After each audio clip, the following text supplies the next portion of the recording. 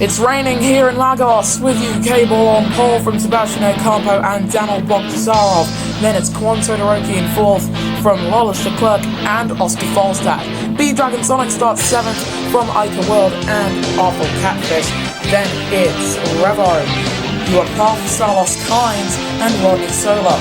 The Red Devil starts 14th from the Dragon duo of Gabo and Hernandez, and then fresh off of P2 is Francis Austin, and it's Remy LeBeau versus Theo, Elliot Deli, and the Audis of Rossack and Medicius.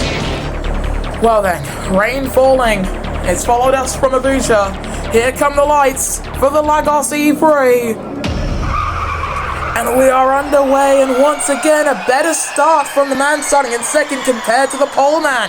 It's Ocampo who's already alongside with U-Cable coming through turn one, and he's still alongside. They've kept it quite clean despite the conditions, but it is Ocampo in front of the Britain. His teammate Kwon Todoroki going alongside with the Power Motorsports man. They're both in white cars, and Remy LeBeau further back, 5-second time penalty, and we've got yellows in the second sector. That's a backwards facing Pinnacle Motorsport car, and it's Ica World for the second race in a row, struggling in the opening turns.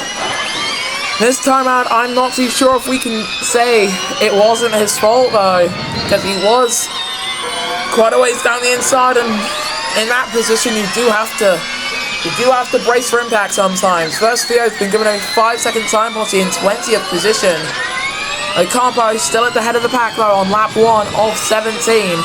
There are really three major pinch points that you gotta watch out for. You've got the final turn. Here comes Remy LeBeau looking for a move on Hernandez, not quite able to make any inroads on the Thai driver. On board we go with the 27 as they come through turn one off the track for the DS Dragon driver. No attack mode in these wet conditions for now. We could see it come into play. It's been a good start for Revo, but a terrible one for Ica World, who's crashed out down at turn one. We've got a full course caution, and that's not going to help his chase ambitions one bit. After a terrible weekend last time out in Abuja, it's only gone from bad to worse for the Angolan driver. For Sebastian Ocampo, who didn't see the checkered flag last time out, the fact that he's leading is very helpful for him.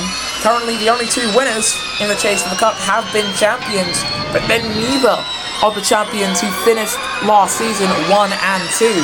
That is B-Dragon Sonic and Revo in the other order, of course, with Revo now being a 4-time ERL Series champion. You are Puffs had enough, and he's got front wing damage. The Scotsman definitely going to struggle through the first two turns because you need a lot of downforce through here. It's a very large rise, but luckily for him, he's got that car planted for now. He's got to be very careful coming through turn 2 on board with the 9 of your path. It's not in the slipstream of his teammate. He's got Hernandez going down the inside and off the track for your path. He's going to drop down the order quite a lot more if he keeps up that type of racing. It's not what we want to see at all.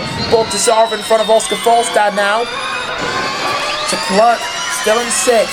I'm pretty sure down at DS Virgin Racing they are hoping for the rain to clear. They are watching the radar with intent. That intent being to jump the 6, maybe 7 if your Revo drivers in front of you, and go from 7th and 8th to 1st and 2nd. But they're going to have to double stack if they're going to gain too much time. Sola getting a track limits warning further back, and I mean way further back. He's in 16th. He hasn't had a good start at all. Medicius and UAPUF going side by side, and the app driver takes 14th away from the Scotsman driving the Jaguar. His teammate Scadlin Rossack there, and Elliot Deli as well, trying to make a move down the inside for Deli, up into 16th in front of the Season 5 champion and Rodney Sola. While he looked very much at home in IndyCar because they were using the ERL 01s and the new bulky and large ERL 02s, he doesn't look to be as happy. He's been dropping down the order all day, and the only points he's scored so far that don't even go towards the championship of any sort, those came in London. And in London, it is a wild kart track. It's the Daytona International Speedway of the ERL, in that it's not very representative, but it is very prestigious to win that race. Here comes Rossack, and off the track, that's Puff, and he's out! The 9 is out of this race! Full course caution, and everyone slows down to a crawl. The Puff, not in the chase, almost got in, and to be honest with you, for the Scotsman, this is how he runs his races. To give you a real-world example of who we can equate Puff to the most, Pastor Maldonado. Think about it. Currently, Puff crashes a lot as we're back on the green, and it was a very good jump on Revo that Catfish got as they now head down into the final 2 turns. He's on the wide line, is the Italian. As they run the final 2 turns, they keep it out of the wall, but Revo does drop down to 9th. But on the topic of Puff, he's now out of this race. He's most like Pastor Maldonado. He has 1 win, and I believe that came in Surfers Paradise, if not Mid-Ohio. Although I do know it was Season 1 IndyCar. And he hasn't won in Formula E. He's crashed a lot of Jaguar cars, and he has scored some podiums. But the Jaguar team wants to see more of that performance that they saw when they did sign him for that team. They don't want to see him racking out too often. But of course, it's wet conditions. Some teams are treating the chase more as a practice session for their Season 24 cars. All the teams in their Season 24 liveries. However, it is mostly the Season 24 grid, with some exceptions. For example, you've still got Catfish driving for Sims when he's about to head off. Stelly with a track limits time penalty. Catfish, he's ready to head off to IndyCar, whether he's driving for the Apex Pinnacle team or for Hyperdrive BBX. We'll find out, because of course that Hyperdrive seat is currently taken up by Oakwe and Marcus Nelson, as here comes Bean Dragon Sonic up into 6th position. He'll be leaving the team after the final race of the chase, which you'll be very happy to hear is in Indianapolis, and it will be a 13-lap sprint at Indianapolis. It's not the full 18 laps that we often see, nor is it the highly extended 25 laps we saw at Gateway for the World 500.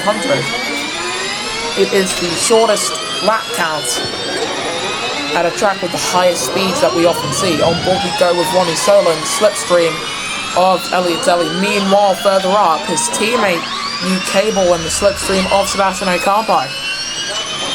Considering the carnage that we saw last time out, I think we do need a little bit of a calmer, chiller race. And that's what we're getting here today. Falstad's moved up into 3rd position, but he does have the Season 1 IndyCar champion of Quan Todoroki close to him. His former teammate, Max Bortcar, by the way, now an IndyCar champion. Whether he will move up to Formula E in time, we'll only find out. But we do now have 8 laps to go here in Indy. Not in Indy, here in Lagos, rather. Gotta get my place names correct sometimes. And for Revo, really been struggling. He's holding on to the top 10 by a thread. He's the only driver eligible to win the chase for the cup. He's yet to score any points, and this is the champion. For the prior playoffs that we've seen in Season 15 and Season 20, the regular season champion became the playoff champion. In Season 15, it was Akari Lopez, and in Season 20, it was Revo, so this isn't exactly looking up for him.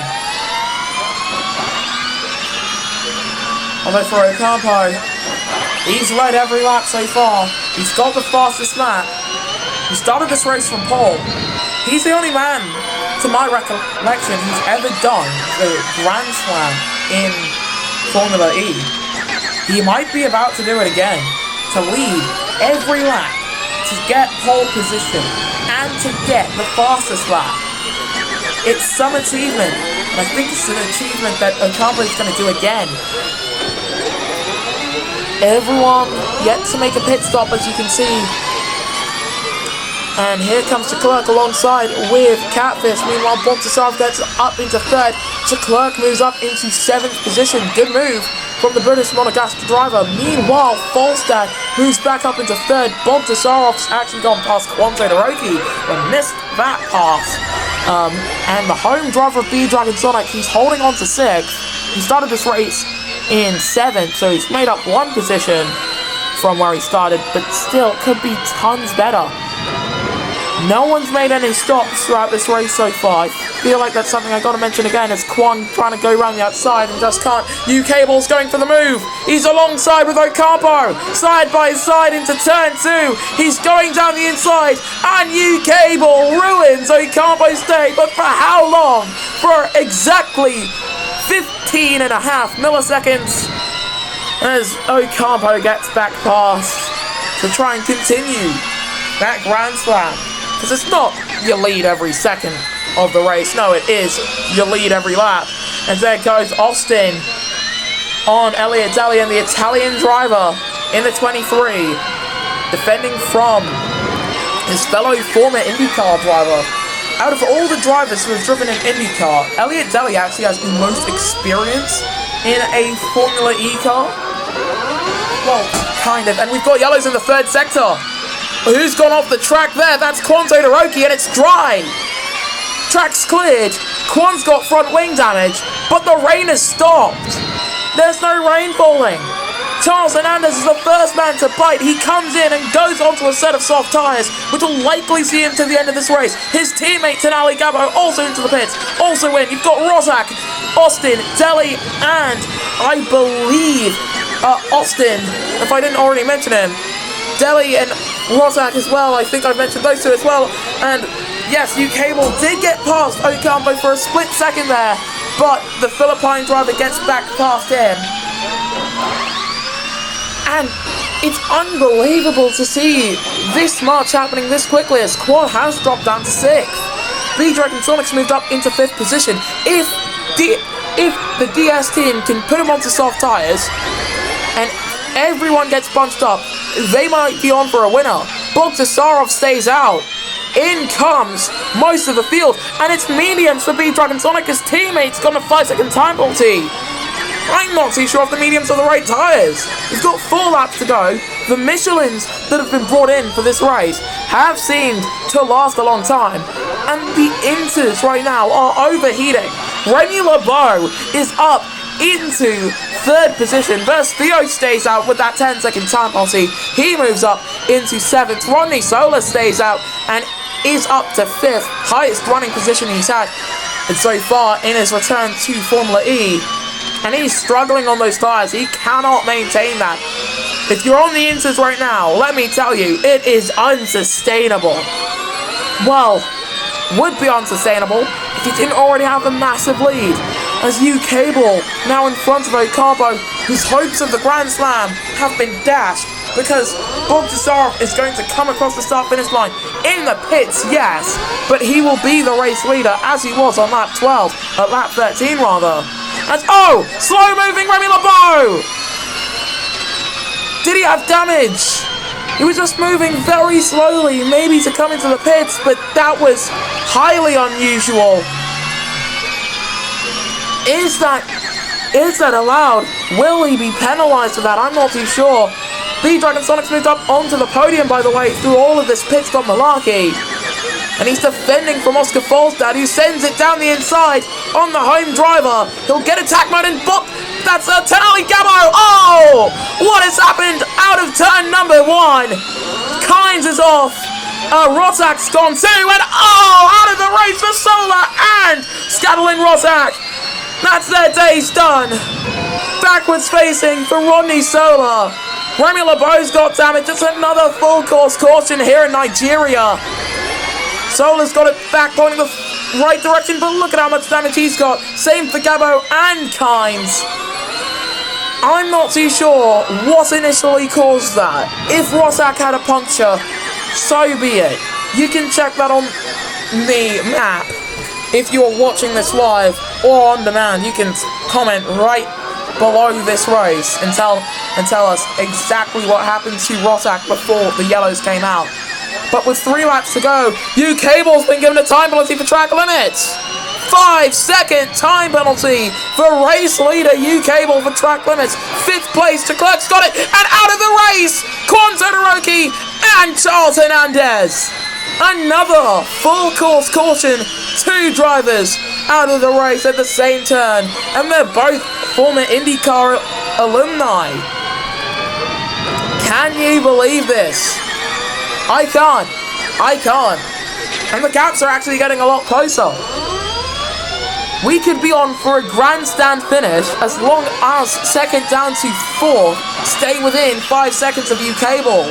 Because as it stands, UKable's finishing this race in 4th position. Not a bad finish for the man who's currently 2nd in points, or leading the points, I believe. One of the two in the chase for the car.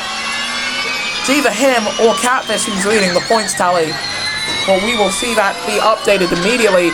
We are under green, and UKable's actually lost a lot of time as they got back underway. Gotta be very careful. As that Solar, the unsighted Ronnie Solar, heading up the hill there. We're on to the penultimate lap. UKable leads the pack, but of course he's got a 5-second time penalty as they now come through turn 2, and that's B-Dragon Sonic into P3. Late on the brakes. How late do you want to be? That late. And that's how you take seconds currently, as Catfish has been given a 5-second time penalty. UKable's been passed by Sebastian Ocampo. Revo's gone off. Has he gone off? We've got yellows in sector 1, and it's for Remy LeBeau. He's got massive amounts of front wing damage down at turn number 1. Can he get that Sims Porsche car back on track? He can. And for Remy, he's got the seat for next season, unlike his teammate, but still, it's less than optimal. We're on to the final lap here in Lagos, Nigeria. It's Sebastian Ocampo from UKable and B-Dragon Sonic, but UKable's got a time penalty which will see him drop down to P4. So he's losing 2 positions at this rate. He's got attack mode on Ocampo. We could be on for a grandstand finish. We're on board with B-Dragon Sonic, who's in the slipstream of UKable and Ocampo. Another driver there, I think that's Remy. So he's a lapped car. He'll have to let the rest of the pack go by. And oh, he's holding him up. Remy's just held him up. 2 seconds is the margin. And for Sebastian Ocampo, it'll be 3 different winners in the ERL chase for the cup as Solar collides with Remy LeBeau. Sebastian Ocampo will take victory here in Lagos. B-Dragon Sonic gets the podium position he wanted. Hit 2nd at his home race, his 2nd home race. But surely he would have been much happier with the win. But for 8th to 7th to 2nd, it's definitely a brilliant performance from him. There's Vito's currently setting some brilliant mini-sector times. Could he go for the fastest lap? We're about to see if he can. On board we are with a Brazilian driver heading down to the line. Will it be the fastest lap? No! He just misses out. But yes, comparing this race to last time out, it's uncomparable. This is your podium then. 3 ERL Formula E champions on it. And it's Sebastian Ocampo who's taken victory from B-Dragon Sonic and Oscar Falstad. Surely this will put Ocampo firmly in the hunt for the chase for the cup. As for the rest of the finishing order, you've got Daniel Bogdasarov 4th from UKable and Lawrence Leclerc. Then it's Cosmas Pedizas in 7th from the back of the pack. Then it's the Red Devil, Francis Austin and Arthur Catfish in 10th. Your non-scorers were Revo once again not able to score any points in the chase from Elliot Deli and Burst Theo. Then it's Salos Kynes, Tenali Gabo, Rodney Solar and Remy LeBeau, with Solon LeBeau being a lap down, and Tenali Gabo getting the fastest lap on the final lap. The non-finishers were Hernandez, Todoroki, Rosak, Puff, and Ica World. So in the driver's standings, it's a tie at the top between you, Cable, and Sebastian Ocampo. We are back in season 21. We are back in season number 20, and we are back in season 18 looking at this top 3, but we are missing one name, and that is Revo. Falstad is third from B Dragon Sonic and Awful Catfish. Dragon Sonic, the second highest driver, up there without a win, with Falstad, of course, not winning any races, but being unbelievably consistent. Good job from the Norwegian driver. Catfish is fifth from Checlerc and Austin, but of course Austin not in the chase, so we look to Daniel Bogdasarov to take that 7th position from Ica World, Todoroki. And if we scroll down a little more, Revo still yet to score any points. We've got 5 races to go in this chase for the cup. So, heading towards Victoria, once again, inclined to show you what the constructors' standing would look like heading into this next race. And it is Toyota Gazoo Racing at the head of the pack from DS Andretti and Pinnacle Mercedes. Then it's Power Renault, DS13 Racing, Red Bull Sims Porsche, Team Edams Renault, Jaguar Porsche, Apshape Audi Sport, DS Dragon Racing, and Mercedes EQ yet to get off the mark. And we will see you guys next time then when the ERL Formula E Series 23 Chase for the Cup returns.